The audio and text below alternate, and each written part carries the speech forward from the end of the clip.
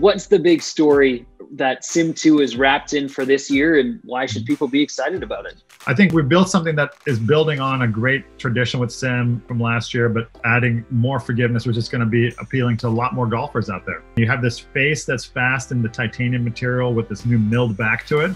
And then you have obviously this light material on the top, the carbon, light material in the sole.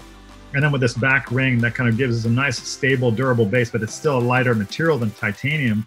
We're creating, again, a fast platform, a lot of height, a lot of high launch, low spin, but with a ton of forgiveness. And the interesting point about who it appeals for, I mean, you're talking about the #1 player in the world, Dustin Johnson, but somebody who's a 15, 16, 18, 20 handicap could benefit pretty comparably from the technology that you've installed in this SIM2 driver.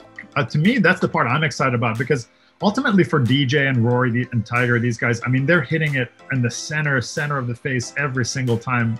So providing them with a ton more off-center performance, most of the time, it's not really doing a lot for them. Whereas the average golfer, more often than not, they're missing the center of the face.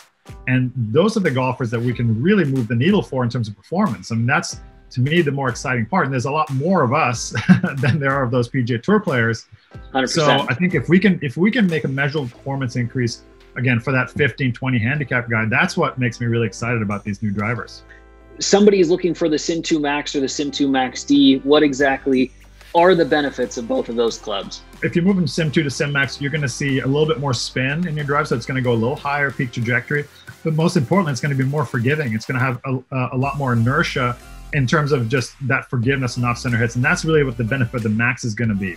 When you move to the Max D, now this is an interesting one, because typically when you get a draw bias driver that like the Max D is, you're kind of making a little bit of a compromise there, because what you have to do is take some of the weight that you're putting way back and putting some of that in the heel, right? So that's kind of the recipe for draw, if you will. But a lot of times a draw golfer or a golfer who needs the draw help is having to choose between more forgiveness and more draw bias. And the goal for this Max D product in the SIM2 is to move the entire inertia generator in the sole towards the heel, so that we can keep the weight back and have that high inertia, and at the same time get the draw bias. And that's really what's unique about this, and what's so different about the SIM2 Max D versus the original Sim Max D and draw drivers before that is, well, the ability to retain so much of that forgiveness in the club.